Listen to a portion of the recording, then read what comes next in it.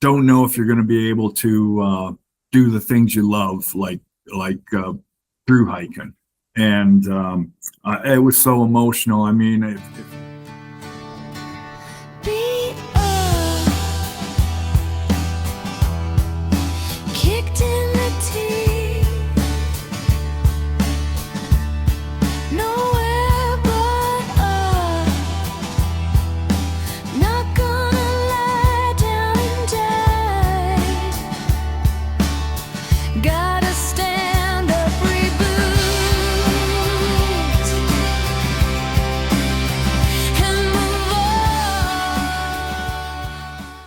Good morning and welcome to the Human Reboot Project. My guest today, Dean Gay, known on the trail as Forerunner, is a lifelong athlete and hiker.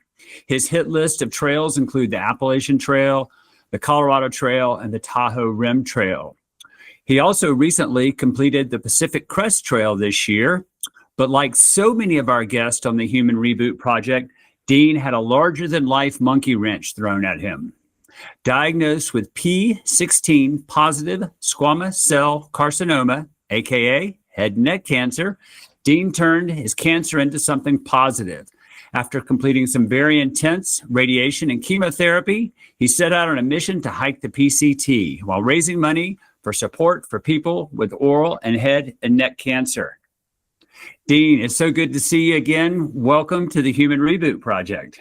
Thanks, Jay. It's great to be here, and I really appreciate you doing this. Absolutely. I've spent the time that you were hiking the trail. I have a little home gym in my house, and so that's where I do my yoga and stretching and some light weights when I'm not riding the bike. And I spent a lot of time watching your YouTube channel.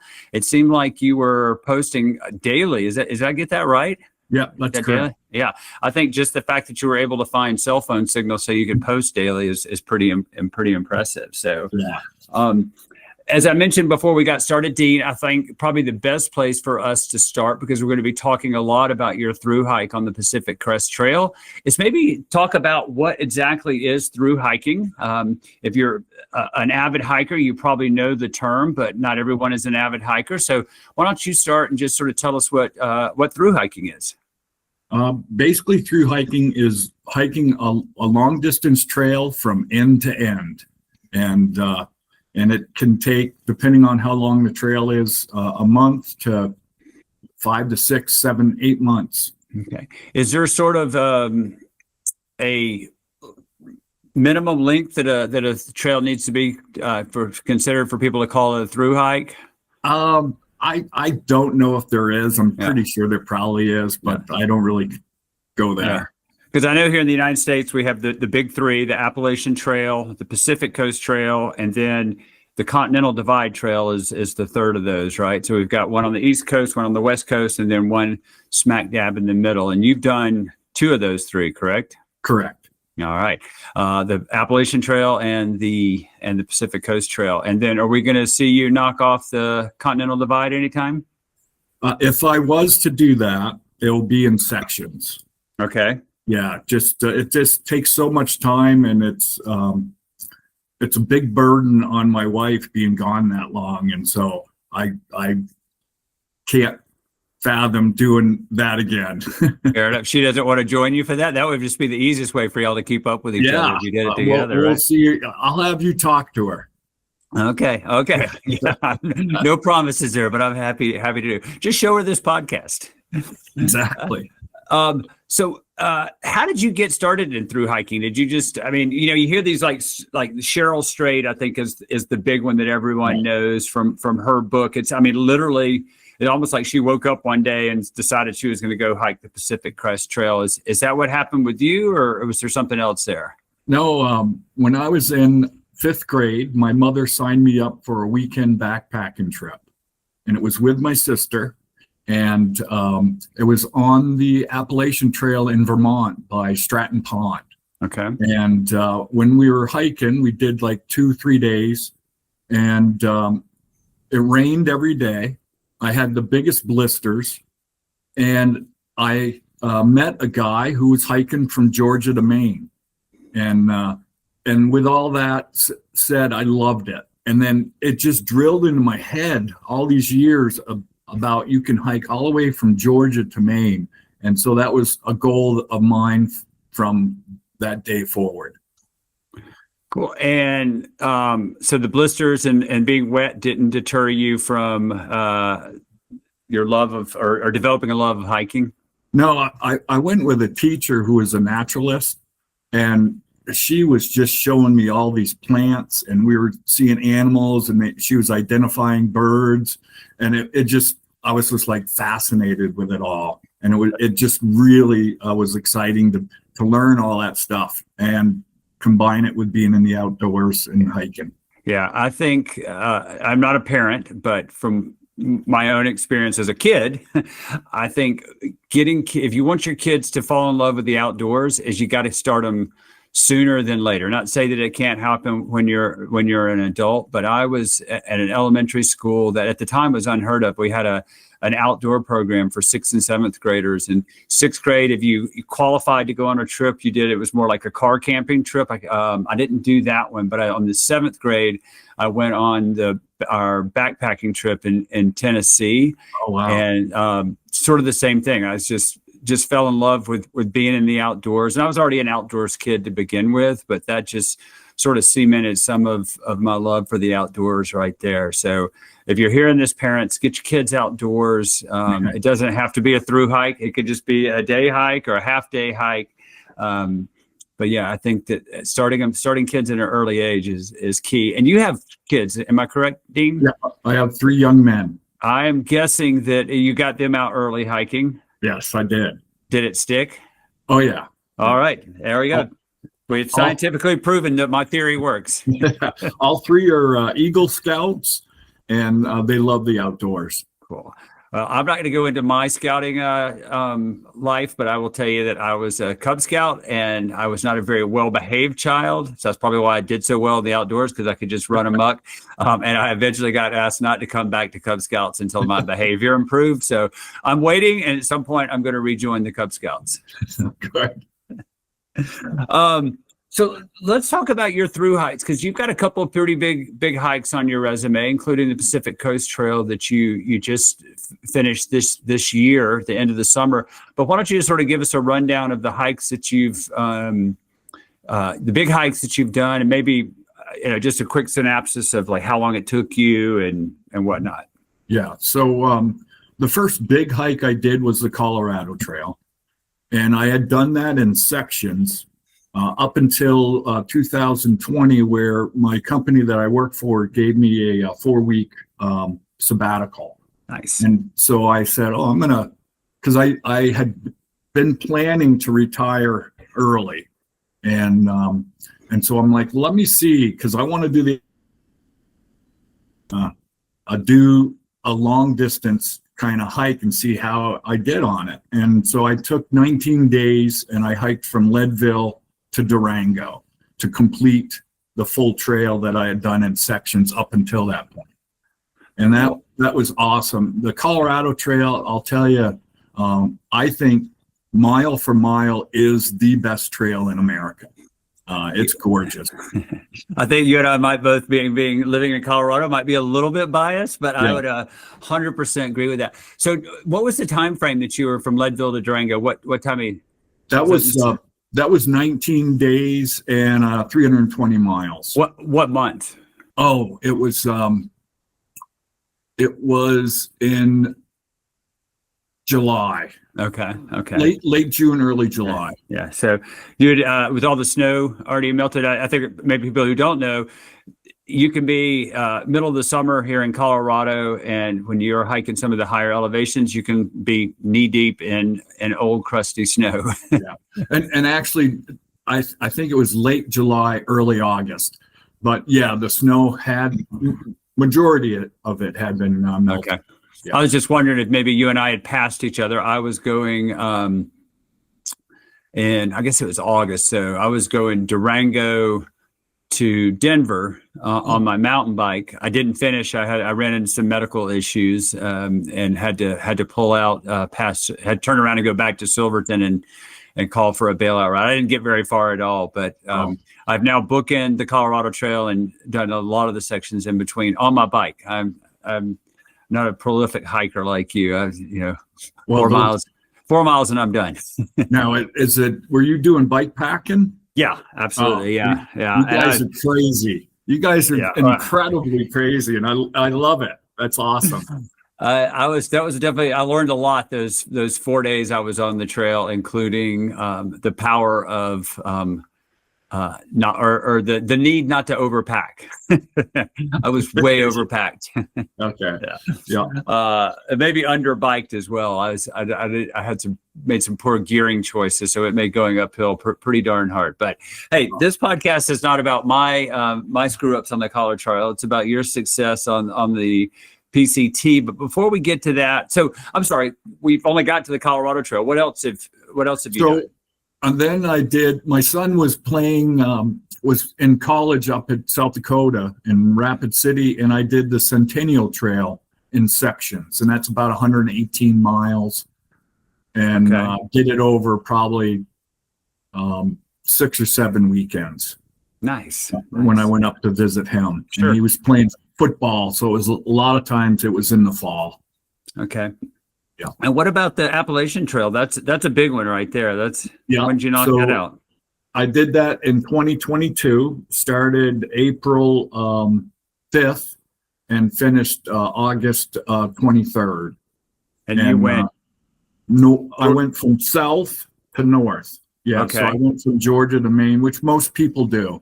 Yeah. Yeah. That's Georgia's my home state. And I can remember doing bike rides, road rides, and you go over. I am blanking on the pass that you sort of go over where the big start. This is the start of the trail, but you actually have to hike to the start of the trail. What is that?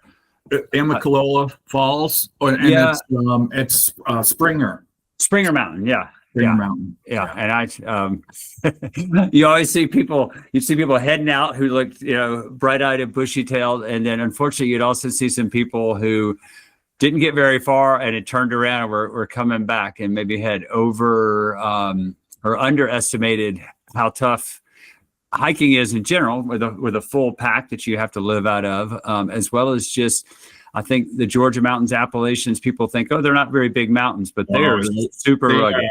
They are rugged. Yeah. I love the Georgia mountains. They and like you said, I think people underestimate how tough it is to start in Georgia. And it was awesome.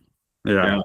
I always feel like, in the Southeast of the Appalachians, it was people built trails just because it's like, that's the shortest direction. Let's just go that way.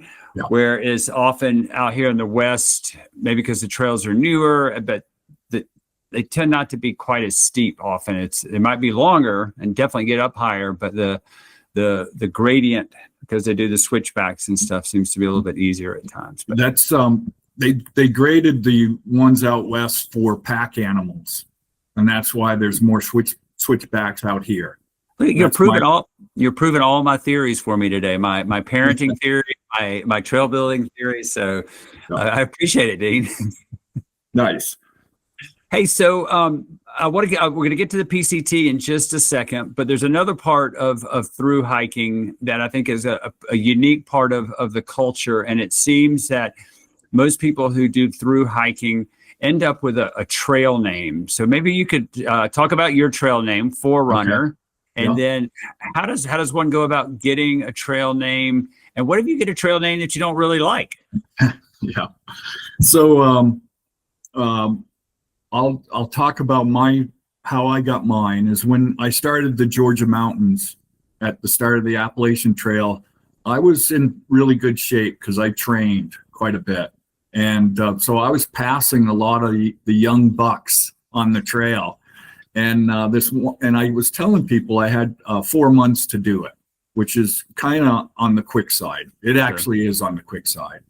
And so I was passing this one guy, and he came to a shelter on the trail and was talking to a couple people, and they said, "Hey, did you see that guy that just like blew by us?" And he's like, "Man, he's like a machine." And he goes, "He's got 4 months. He's a Forerunner. And so the next day I come into town and this girl who was with him said, hey, you know, you got a trail name? And I go, well, what is it? And he said, she said it was Forerunner. And I'm like, oh, cool. I kind of like that name. So that's how I got mine. And basically what happens with people is they'll do something and someone will give them a name for it. And for one of my favorite trail names is 2 Bars. And she was hiking with her brother, and they were at a shelter, and she was in the pit toilet longer than she should have been. And so someone asked her brother to go visit, and knocked on the door and says, hey, everything's okay with you? And she goes, yeah, I got 2 bars on my phone. And so that's how she got her name. Checking the emails, checking the gram, I guess. Yeah, it's 2 bars. So if you don't like your name, you kind of can refuse it. Right. Sometimes you don't like your name, and it's so prevalent that you should have it that it sticks. Right. So you have to deal with it. But most of the time, people can say, no, I don't like that. Yeah, I have a good friend. His trail name, he's a AT Thru-Hiker. His trail name is, I think I'm going to get this right, Foot's Aflame. And I think it has something to do with not jock itch, but like foot fungus or something. Okay.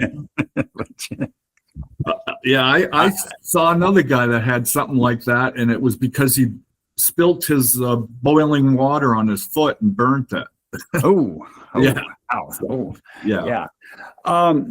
So let's talk a little bit about the Pacific Crest Trail. I think a lot of people, again, have heard of the trail because, again, of the very famous book and movie starring or written by Cheryl Strayed, and then I don't remember who. Reese Witherspoon. Yeah, was in the film. But for those who don't know, what exactly is Pacific Coast Trail? Yeah. Well, the Pacific Crest Trail. What did I say? Pacific Coast? Sorry, Pacific Crest Trail. Everyone calls it that. That's all right. So basically, it is 2,650 miles. It starts just east of San Diego in Campo, California, right on the Mexican border. And it goes all the way through the Sierra, up through northern California into Oregon, and then Washington, and ends at the Canadian border. Okay. Yeah. Right. And it goes through, I think, like 26 national forests, wilderness lands, national parks. It's incredible. Yeah, I'm sure. Yeah. Yeah, I lived in the Northwest. I lived in Washington and Oregon for some time, and I've spent time in California. So I can't imagine it being anything but an incredible and such a variety of terrain, right? You basically start in the desert. Yeah. And by the time you get to Oregon and especially into Washington and Canada, you're finishing in temperate rainforest, right? Yes. Yeah. Yeah. And some rugged mountains too. And what's sort of the average time to folks set aside? I mean, you mentioned you did the AT in 4 months. What is Pacific Crest Trail type finish time? It's between 4 and 8 months. Okay, just depending on how long your stride is. Yeah. And so you had do you have to have a permit to hike the trail? You do and you don't. You can get one permit from the PCT, Pacific Crest Trail Association, and they issue, I think, 50 per day. And then if you don't get that, you have to get local permits along the way, which I think there's like 11 different local permits you would have to get. Okay. So it'd be harder. And I'm guessing there's somewhat of an do you have to pay for that, or is it a free permit? It's a free permit, and there's a lottery system. So it's randomly generated when you go to get your permit. Okay. And so what's the reasoning behind having a permit if you're not paying for it? I mean, the PCTA is not gaining anything in terms of monetary for issuing it.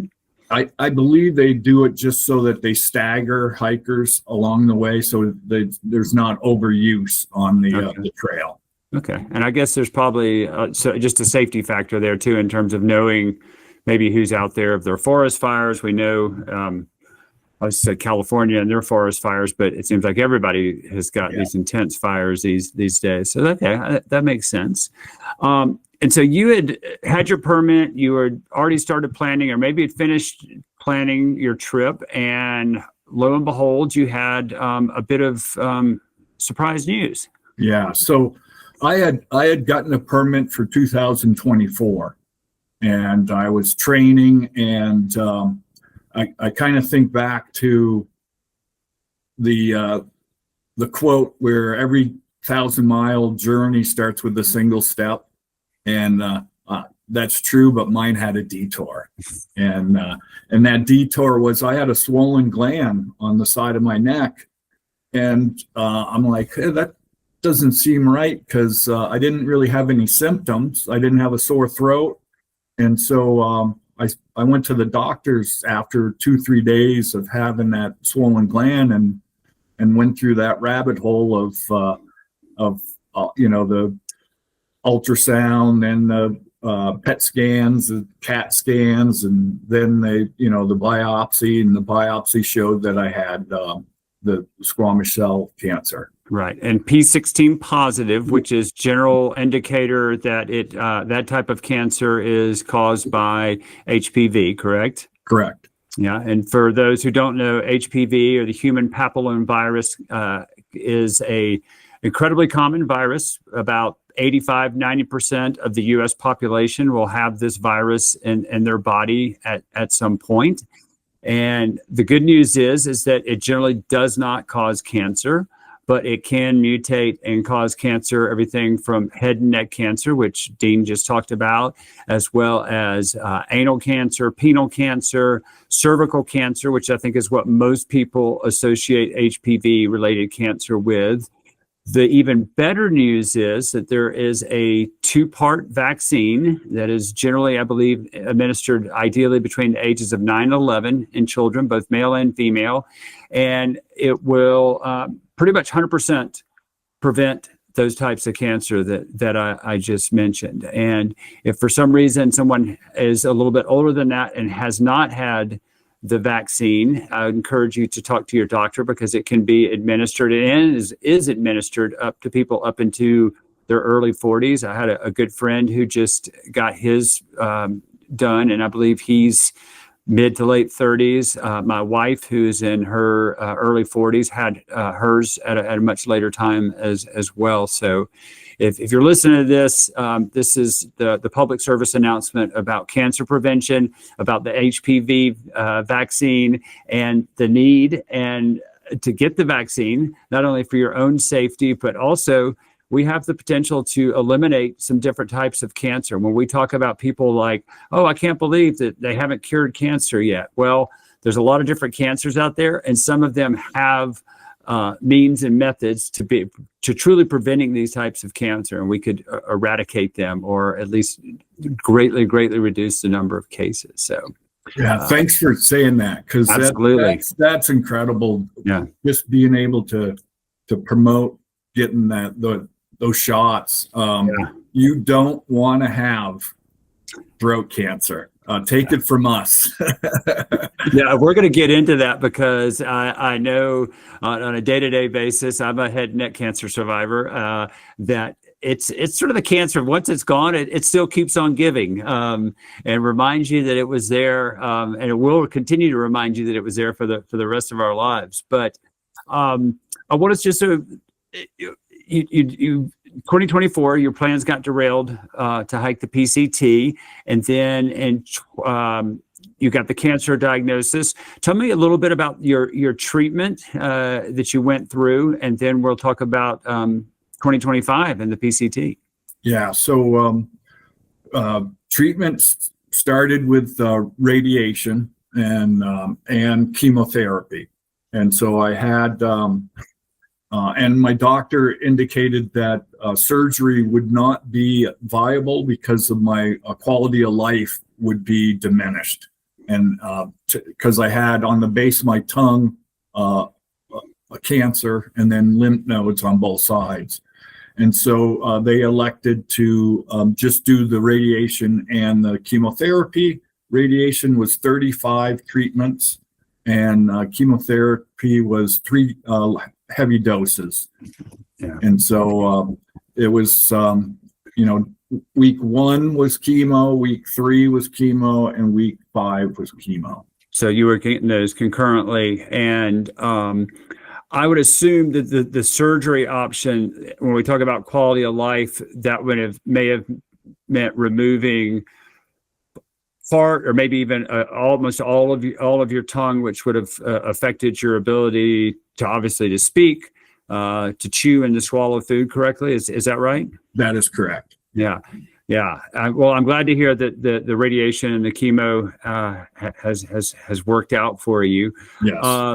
But even then, radiation and chemo come with all sorts of fun side effects. Do you want to talk a little bit about those? Yeah. So, well, to me, radiation is almost like getting a sunburn on your throat. And then the next day, you don't put sunscreen on, you get another sunburn on top of it. And then you have 5 days in a row where you get sunburn. And then you got 2-day break, and then you'd start that cycle again. And your throat is just awful. I almost forget like the mucus that is generated from it, and just spitting that up all day. Yeah. And hacking and coughing. It was extremely painful, to say the least. And I can remember spending about 2-3 hours just trying to drink a protein shake. Yeah. And I'd set it on the counter, and I'd look at it, and I would just stare at it for it was probably about an hour, and just trying to get myself to drink it. And there was about 10 days I had about 250 calories for the whole day. Wow. Yeah. And I don't know how I was able to do it, but I stayed off a feeding tube. Even with that, I was not hungry at all, which, you say 250 calories. And now if I don't eat a meal that's got 600 calories, I feel like I haven't eaten anything. Sure. And it was just devastating. Yeah. You're waking up because of the pain every couple of hours if you're sleeping at all, and you're having to take your pain medication, your oral rinse, all these other about 6 different things that you had to take at once, and it was not easy. Yeah, it's interesting how quickly having cancer and getting treating for cancer becomes a full-time job. Yeah. And so now, like, the side effects is I have dry mouth, which is what we'll have to deal with for the rest of our lives. Lost a little bit of my taste. I'm actually kind of fortunate in talking to other cancer survivors that have the same cancer. I think my taste buds are probably came back more so than a lot of people's. And so I've been fortunate there, but you lose a lot of strength and endurance, and also balance. I didn't realize, your balance gets affected, and it was kind of interesting thinking, oh, am I going to be able to hike these trails in the future and get back all that stamina and the balance and on all that. Yeah, absolutely. And you mentioned, how hard it was to eat food, and sort of the cruel twist of fate is the whole time your doctors, your care team is saying, you need to keep weight on during your treatment. You need to keep weight on your treatment. And it's like, I can't eat. Right. Yeah. Did you end up losing a lot of weight? 45 pounds. Wow. Yeah. You're not you and I've met in person, obviously, and you're not a big guy. Well, so you were. When they first diagnosed me, the doctor said, put on as much weight as you can. And I put on about 10 pounds and got up to about 208. And then I ended at like 163. Okay. Yeah. All right. where, if you don't mind me asking now, where's your weight now? Is your sort of recent? I'm about 175. Okay. So, all right. Yeah. All right. And I want to get lower. Keep on hiking. Yeah. And then you did not have surgery, so they did not remove any of your lymph nodes. But I assume that the chemo not only was to treat the radiation, not only the cancer in the back of your throat or on the base of your tongue, but also within your lymphatic cells around your neck.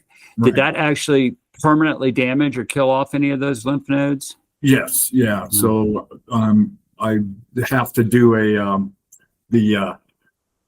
I'm forgetting the name of the device that we put on that. Tactile medical. Yep. The squeezy machine. Yeah, I put that on, and that helps with draining the lymph node system. Yeah. And the lymphatic system, and that's always a lot of fun.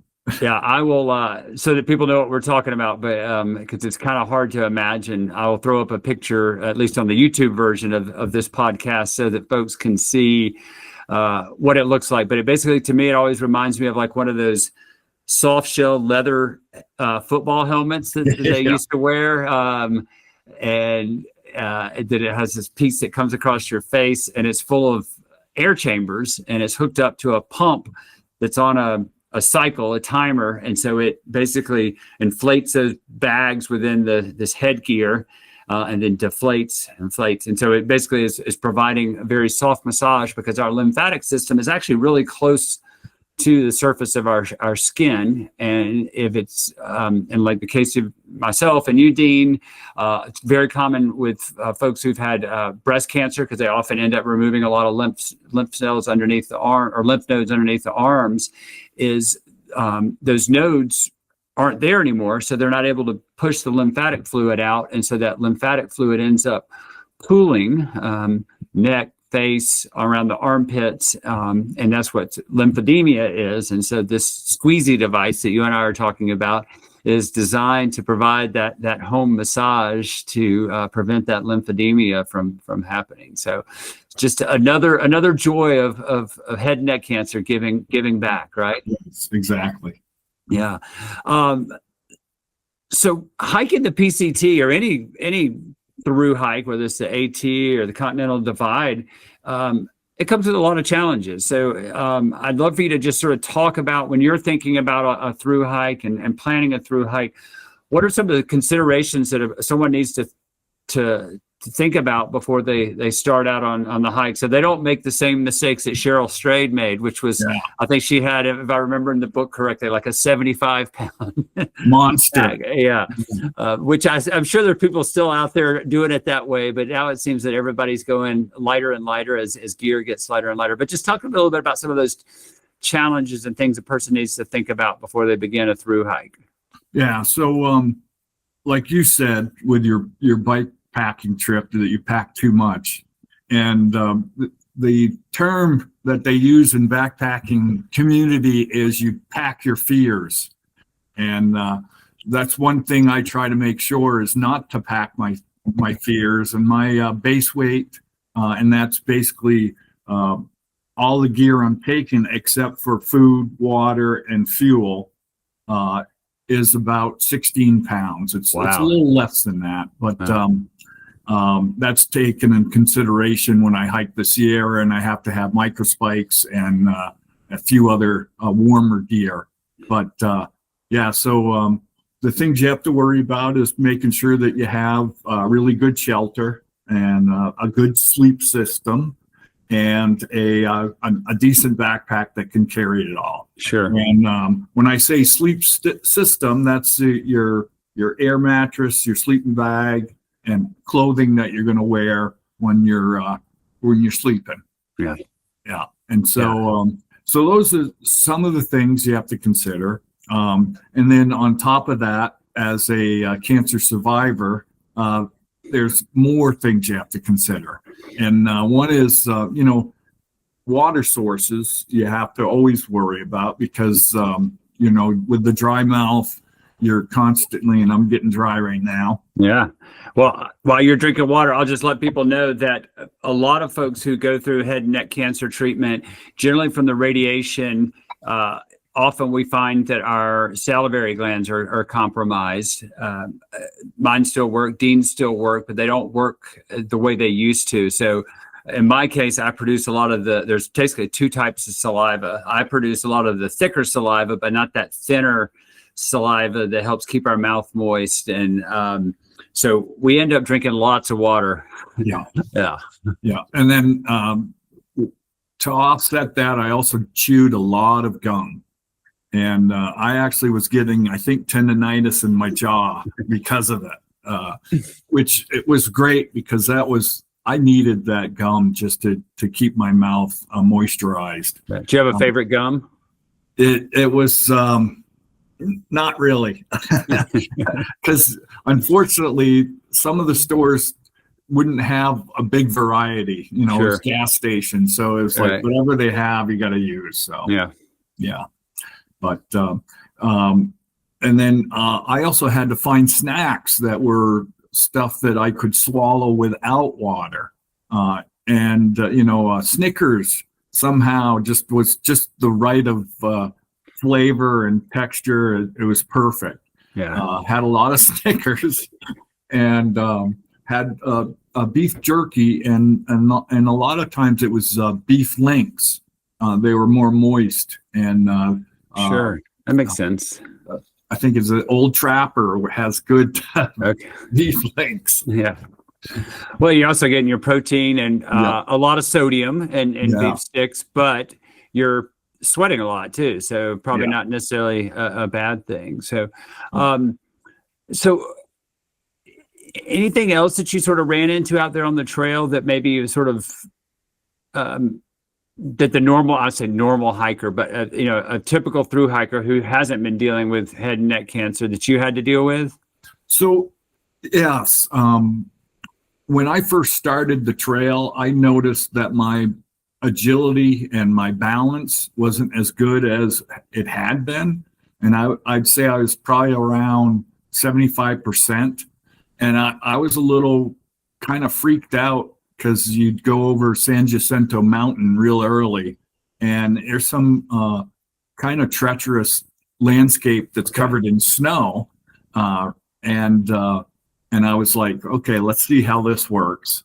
And I had microspikes and I used them, and I probably used them not enough, but I was pleased to see my progression because the first few 100 miles, I could tell that was getting better, my balance and my stamina and my agility. And there were some river crossings too that you're balancing on a log across a pretty gushing stream, and you're like, okay, let's really concentrate on this. Yeah. So, yeah. Well, that's good to hear that you actually felt yourself getting stronger and your balance coming back as you were going through. And I probably should just stop here and let people know, and I'll put the link in the show notes, is that you took the time to document your entire journey. And when I say your entire journey, you posted a video every single day on the trail. Is that correct? yeah, it's a lot of work, but I think it also enhances the trip itself, because I'm always remembering, because I can go back and look at those videos and just trying to make myself more in the moment by taking those videos. And I think it really helped. And it was great for me to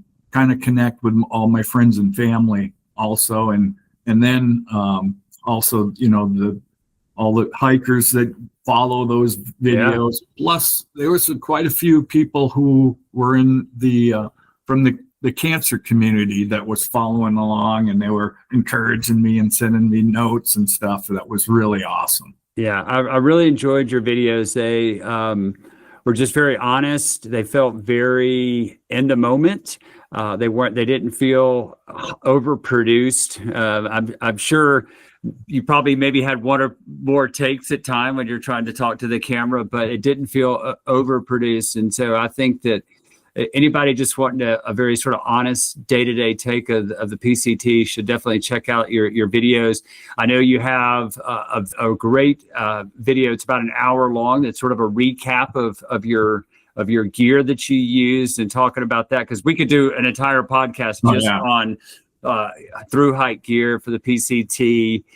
You mentioned like the micro spikes, which, you don't have to carry on the AT, but definitely is part of, I think, almost everybody's journey on the PCT, because most people start in the south where the weather's a little bit nicer in the spring, but you're still hiking up to elevation where you're going to encounter snow and stuff. So, please, if you're interested, I would encourage people to just check out Dean's videos. They're a lot of fun. Definitely, if you're interested in doing a through hike, especially the PCT, check out the link for the gear review that he does as well.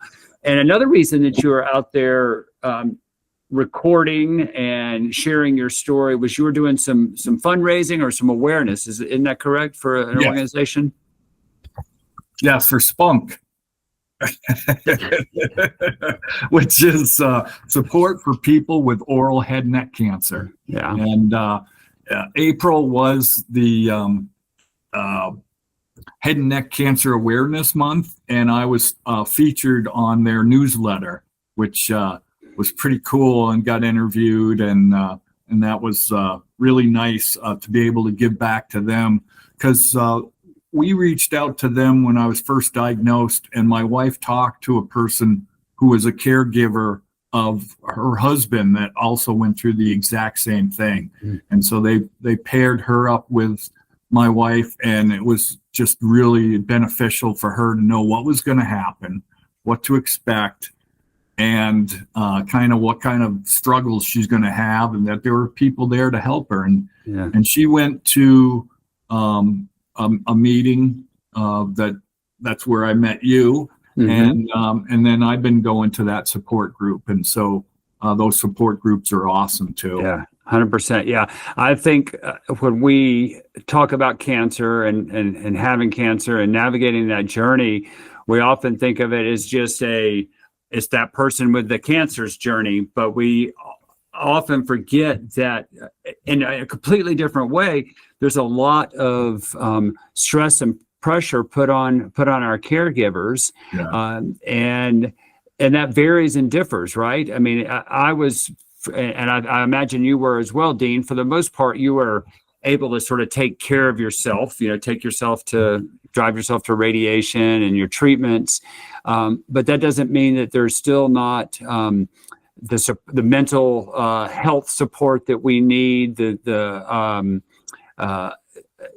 often the frustrations that come with not being able to eat. And so how does our caregivers, how do they deal with that? And we often forget that they might need guidance and support as well. So I think it's just great that one, you're calling out how much support that SPOHNC was able to provide your wife as well as yourself. So thank you for sharing that. Yeah.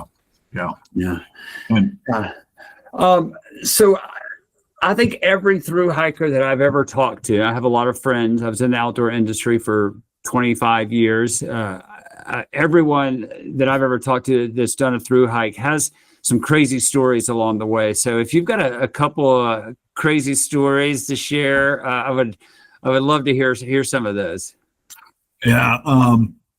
So let's see, crazy stories. Well, one is the second bear I saw on the trail, and so I'm hiking, and all of a sudden I see this movement out of the actually in front of me, and the trail's heading right towards it, and I spotted the bear before it spotted me. So I got my camera out and I'm filming it, and I'm kind of walking, and at first I was just filming and not really saying much for the bear, but then I noticed the bear caught my scent, and it went, and you can see the exact moment it's walking, and then it goes and looks straight at me, and I'm like, oh. And it was a good sized bear. And so then I just, hey bear, how you doing? And I'm yelling out to it, and hey, I'm just hiking by, don't worry, And so I see it turn around, and I think it's heading off in this direction, and the trail's going this way. So I'm like, oh, cool. So I get hiking another probably 200 yards, and I run into other hikers who I met, and I say, hey, I just saw a bear back there. And I go and hike another 100 yards, and sure enough, the bear comes right across the trail again. And I'm like, oh, and I get the camera out and I'm filming it and I'm yelling at it and it takes off. And I'm like, okay, well, I've got another 2 miles to go to camp. And I take off and I'm like, oh, that's a good enough separation from where I saw the bear to where I'm camping. Well, 2 miles down the road, there's the bear, and it's eating grass and it's heading in the exact direction of where I'm camping. And I'm like, it's getting dark. It's, 8:30 at night, close to 9. And I the same thing. Hey, bear, yell at it. And I come to a campsite, and it's right after we had to get rid of the bear canisters. And I tell it was like 3 women and a guy, and I said, hey, the bear's like 100 feet away from us, and it's heading in this direction. And they were all freaking out. We're like, what do we do with our food? I said, if you hang it, you should be fine. You're good. And then I go another 100 yards or so, and I meet a couple, and I tell them, hey, I just saw a bear. And is it all right if I set up my tent real close to you guys? And they're like, please do. So the bear never showed again. Yeah. I was kind of freaked out. I'm thinking he was probably locked on those beep links you were carrying with you. Yeah, exactly. Yeah. Oh, yeah. I got to get rid of something on my screen. All right. Oh, you're fine. No, you're good. And then another kind of interesting moment was I was hiking and I hit this snowfield, and I'm like, okay, well, it looks like not the best tracks. And so I'm like, okay, well, I got to go. So I hike up the snowfield, and I get to a point where I'm like, I don't want to go any further. I don't want to go back because it's at such an angle that I'm freaking out. Yeah. And I had maybe about 30 yards to go. And the snowfield came down to large rocks. So if you slip and fall, you're in for a bruising, if not worse. And so I'm like, okay, I got to take my time. I mean, I got to just kick in. And what you do is you kick into the snow and get a good foothold, and then you do the next one, and you keep doing that. And it took me probably to go 30 yards, at least 40 minutes. Wow. Yeah. And I got done with that snowfield, and I was just like, my whole body was shaking because I was so much concentrated on it and putting so much energy in, and I was just exhausted. Yeah. And it freaked me out. Yeah. Yeah. And let's see, is there, I think that's just, well, I'll tell you another kind of interesting story. Is I was hiking with a guy from Germany, Indy, and he wore a hat that looked like Indiana Jones. We, by the end of the trail, I actually gained 6 pounds, which is unheard of. And what him and I were doing, I'm going to blame it on him, but it's probably my fault too. I know it is. We were going from lodge to lodge to lodge in the state of Oregon and Washington. And we'd eat dinner. And then after dinner, I would cook myself another dinner. And then we'd wake up and we'd breakfast at the lodge. And so that's how I gained 6 pounds on the trail, which no one does, at least not males on the trail. Yeah. And for the weight loss that you had from cancer treatment, it probably wasn't necessarily a bad thing. So maybe it was just your body sort of catching up with some of that missed nutrition during your treatment. So Yeah. And so you ended up finishing the PCT. How long did it take you? It was 137 days. So what is that? 4.5 months. 4.5. So are you going to change your trail name to 4.5 Runner? No, I should though. Yeah. And so you get to, maybe I'm running a surprise here. People can go and watch this in your video because I know that there's a finishing, your final day. What does that last day on the PCT feel like, especially for someone who a year ago was basically handed a cancer diagnosis, which, if left untreated, could be deadly. So what does that feel like that last day? So many emotions, you go through that cancer treatment and then you don't know if you're going to be able to do the things you love, like Thru-Hiking. And it was so emotional. I mean, if you, and I think you probably did watch my last day video. I mean, I was,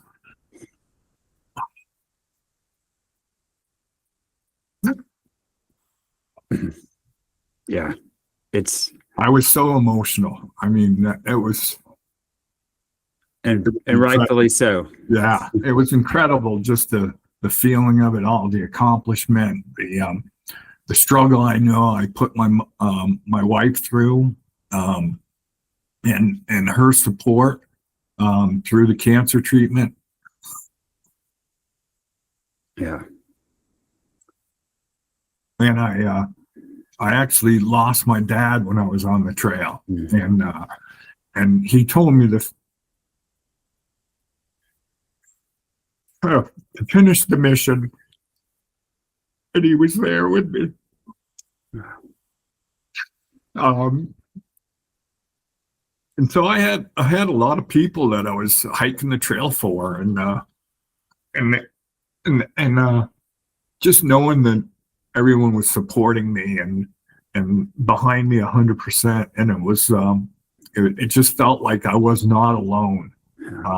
It was just such a euphoria, and then you think about that you're not gonna, you've been doing this for 137 days, and then it's gonna end, and you're gonna miss the trail, and there's that regret of that, and worry about how am I going to handle living in the real world, and I mean, it's just a whirlwind of emotions, every kind of emotion there is, but it was I'm so proud of myself to be able to do it, and after what I went through, it just magnified everything. It was incredible. Yeah. I appreciate you sharing that, Dean. And I think for me, what that really highlights is, and I'm sure that you've heard this, I think everybody who has cancer or some sort of severe disease, and we're trying to navigate it, people like to tell us how brave we are and how strong we are. And I know that those sentiments, that they are true, in terms of like they're sincere, but I feel that it is not a journey that we undertake by ourselves, right? It is our caregivers, our family, our medical support teams. It is truly a team effort, and it's we carry those people with us, whether they're physically in the world with us still, or just there in our hearts.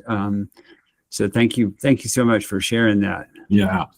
And congratulations on finishing. So you finished the Pacific Coast Trail. What's next? Right? We've got, there's a Triple Crown out there waiting with your name on it. It probably is, but I think I'll do it in sections. Just bite off a piece or two here and there, and maybe do it over a 3-4 year period. We'll see. It's a lot to be away. But the one thing that my wife and I are looking to do is the West Highland Way in Scotland. And that's in the Scottish Highlands. And it's about a 100-mile long backpacking trip.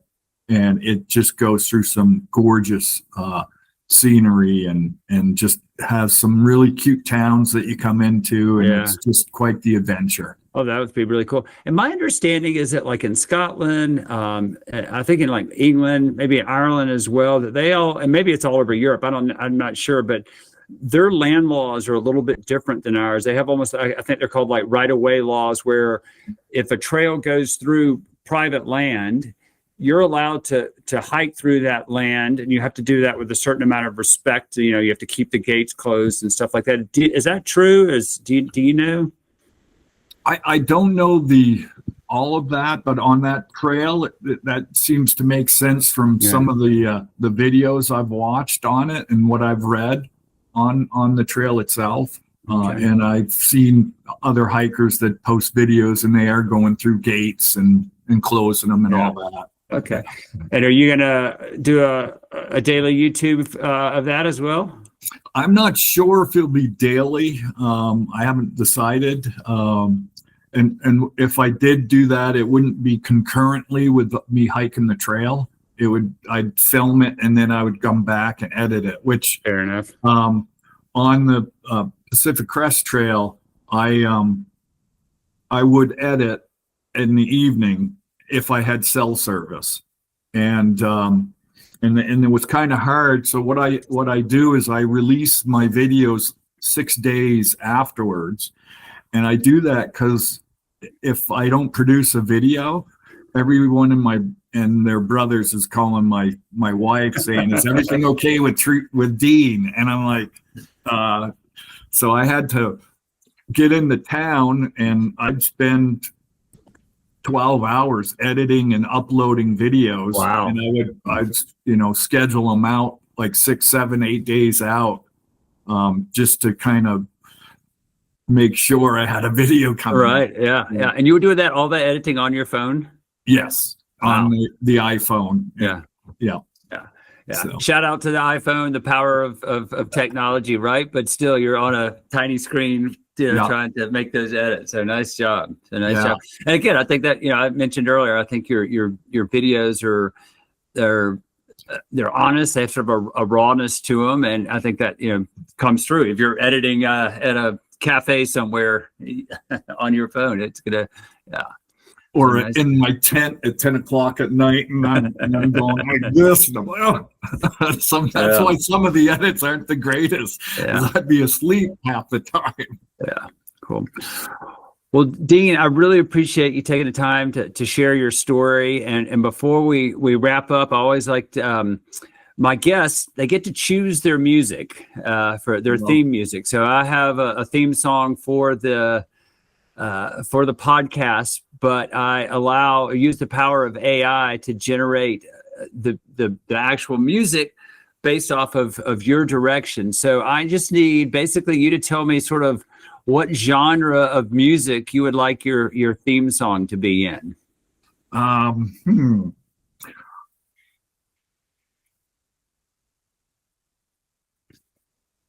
And you can do a mashup. You could do two genres. I can't promise that it'll be perfect, but it can be interesting for sure. Yeah. So I listen to a lot of KBCO, which is the radio station in Boulder. Okay. And that's called world-class rock, I guess they call it. Okay. But it's not like hard rock. It's more easy listening rock. So I don't know. Okay. So sort of that yacht rock music, like Steely Dan and stuff like that. And like the Fleetwood Mac. Okay. Tom Petty, that kind of genre. Okay, well, we can work with that. We can work with that for sure. And then I've got a couple of just more, I call it pop quiz that happens sort of we wrap things up. I'm going to make these all very trail specific. Okay. So the first is, and we've already talked about trail snacks, and I think I know the answer to this, but your favorite go-to trail snack? Well, it's Snickers. I've said I knew that one already. Your favorite piece of gear that I'm going to do a top 10 gear list. But I'll tell you, my favorite gear, and my category is from start to finish. This gear I had from the day one and I finished. Sure. And it's most through hikers probably would not put this as their favorite gear. And it was my Eddie Bauer sun hoodie. And usually those things wear out because of the backpack straps just will wear the material to threads.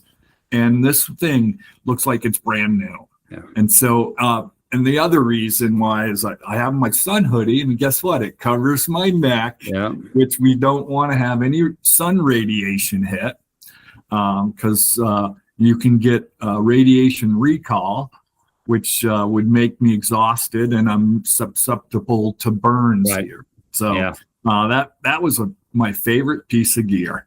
Yeah, and on day one, you saw me wearing it, and on day 137, you saw me wearing it. Yeah, I have become a big fan of the sun hoodie as well. I used to sort of roll my eyes when I see people walking around in the middle of the summer with their hoods up, and I'm like, really? You've got to be, they're a game changer. They're a game changer, not just for people who've had head and neck cancer. They're they're a great tool. So that's your favorite piece of gear is the sun hoodie. What's the one piece of gear that you wish you hadn't taken, or you ended up discarding on the trip because you realized it was just useless, or wasn't serving its purpose? I got rid of clothing, and one of the clothing was the Melanzani hoodie. So the Melly. I'm a huge Melly fan. Is it just too bulky, or? It was just duplicate. I had a down puffy coat, and so I just didn't need it. Okay. Fair enough. Yeah, because I know that the Mellies, I'm a huge Melly fan. I think I've owned 4 or 5 of them. For those of you who aren't familiar with Melanzana, I'll put a link in the show notes, because you can actually buy their products online now. You used to have to make an appointment and go to their storefront in Leadville to get their products. But they make this just wonderful, lightweight, microgrid hoodie that is incredibly versatile. I wear mine pretty much year round. I think July, August, it doesn't see a lot of use unless I'm up in higher elevations, but it's just a really versatile piece of gear. But I can understand, carrying 2 pieces of insulation would probably be overkill on your trip. So, well, Dean, again, I really appreciate you being on here and sharing your story. It's great to see you, and I'm just looking forward to hearing about your next adventure. Sounds good, Jay, and I'll keep posting. So yeah, absolutely. Yeah, folks. Again, all these channels, YouTube channels, and links that we've been talking about will be in the show notes. And again, Dean, thank you for being on the Human Reboot Project. Thanks, Jay. You have a great day, and I really appreciate it. Absolutely.